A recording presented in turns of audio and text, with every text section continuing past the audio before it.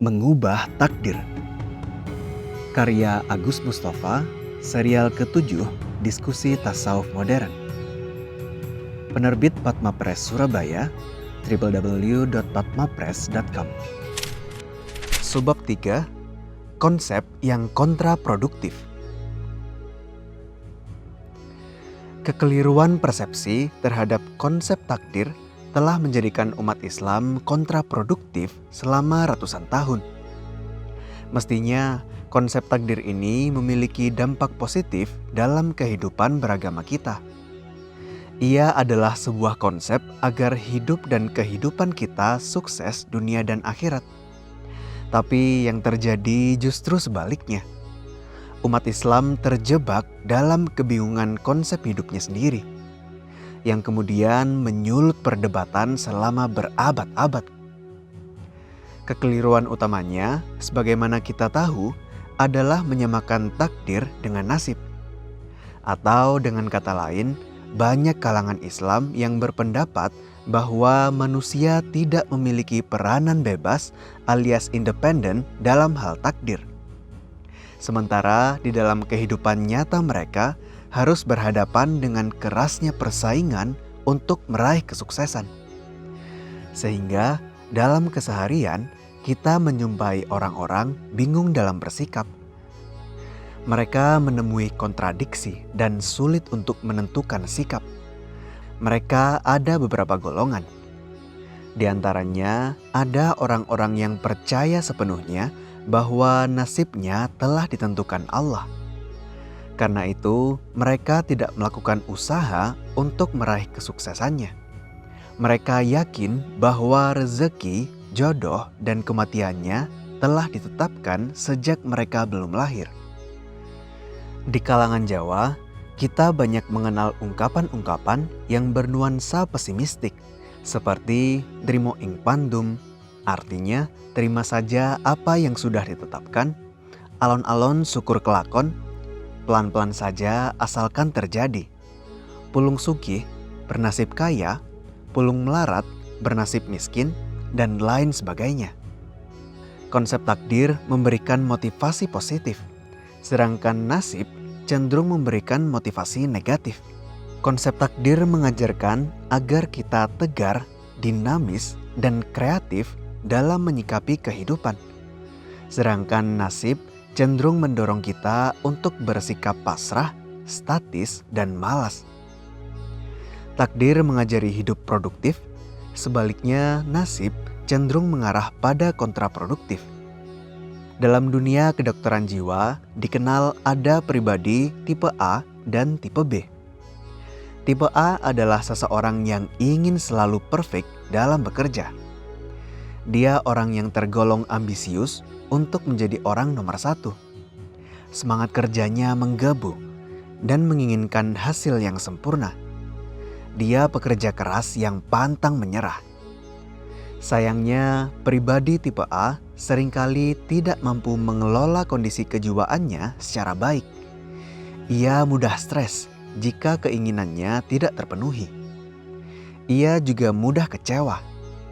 Karena itu, pribadi tipe ini berpotensi terserang penyakit-penyakit kejiwaan diakibatkan oleh jiwa yang selalu dalam keadaan terforsir, adrenalin tinggi. Sebaliknya, pribadi tipe B, ia adalah tipikal penyabar, mudah menerima kenyataan hidup, seberat apapun, segagal apapun.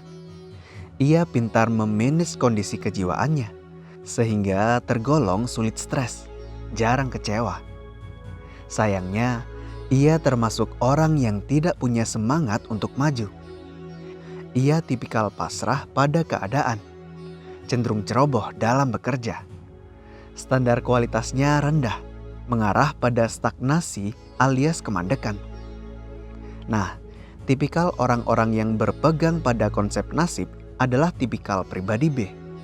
Mereka nerimo ing pandum, pandai menerima kenyataan, tetapi cenderung sulit untuk diajak maju.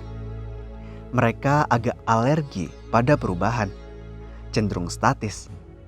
Sedangkan tipikal A biasanya adalah tipikal orang-orang yang posesif terhadap kehidupan duniawi secara berlebihan.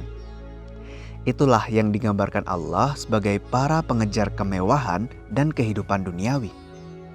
Di antara tipe A dan tipe B itulah mestinya seorang muslim bersikap. Ia orang yang bersemangat dalam bekerja, punya keinginan maju dengan standar kualitas yang tinggi. Tetapi ia juga orang yang tegar dalam menghadapi berbagai problematika kehidupan. Pantang mundur dan pantang berputus asa. Penyabar, sulit stres, dan jarang kecewa. Begitulah mestinya tipikal orang-orang yang beriman kepada takdir. Orang-orang yang menyeimbangkan antara kenikmatan duniawi dan kenikmatan ukhrawi secara simultan. Orang-orang yang sangat produktif dalam berbuat kebajikan. Bukan orang-orang yang kontraproduktif, apalagi bermalas-malasan dan bersikap pasrah bongkoan. Al-Quran Surat An-Nisa, surat keempat, ayat 125. Dan siapakah yang lebih baik agamanya daripada orang yang ikhlas menyerahkan dirinya kepada Allah, sedangkan dia banyak mengerjakan kebaikan, dan ia mengikuti agama Ibrahim yang lurus. Dan Allah mengambil Ibrahim menjadi kesayangannya. Al-Quran Surat Al-Baqarah, surat kedua, ayat 44.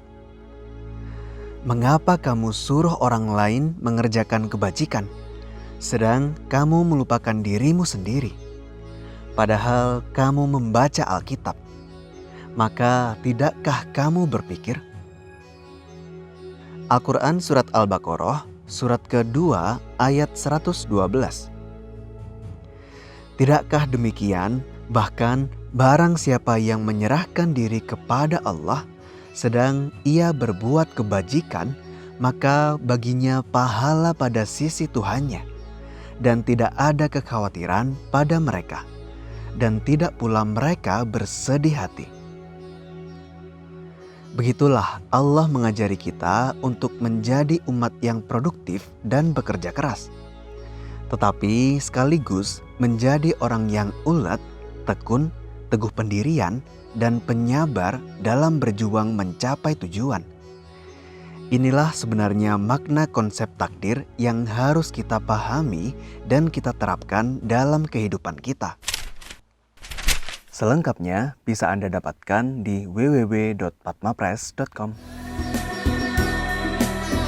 Assalamualaikum warahmatullahi wabarakatuh. Sahabat Cangkir Tasawuf Modern, saat ini Anda sudah bisa mengakses kembali website www.patmapress.com.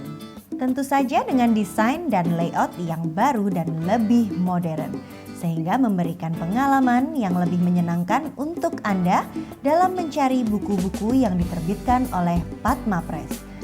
Selain itu, Anda juga tetap dapat menonton video-video Pak Agus Mustafa di patmapress.com. Mau tahu apa saja buku karya Pak Agus Mustafa yang sudah menjadi materi di video-videonya? Mampir yuk ke www.patmapress.com.